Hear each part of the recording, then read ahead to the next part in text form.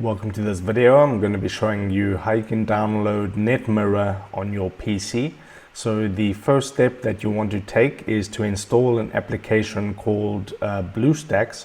So go to Google and type download BlueStacks. And then it's the first result, download BlueStacks app player on PC. So go ahead and click on that. And then you want to go ahead where it says download BlueStacks, download and install this application. And then once you've done that, you want to go back to Google or just in a browser, and you want to type netmirror.app. So that's just netmirror.app.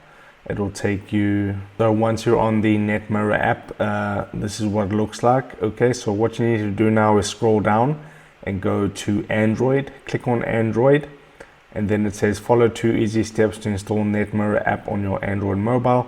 So click on download app, and as you can see, it's downloading right now, and it's downloading with the BlueStacks logo, which means it's going to be able to run in the BlueStacks application. While that installs, you can see that BlueStacks looks like this. It looks like an Android phone.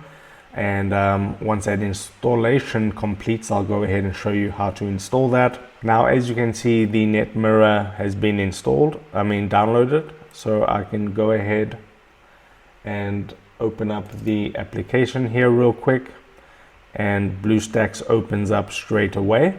And there you can see it pops up here now, Netmirror on BlueStacks. So whenever you want to run Netmirror, you can just come into BlueStacks and run it. If this helped you out, drop a like on the video and subscribe to my channel.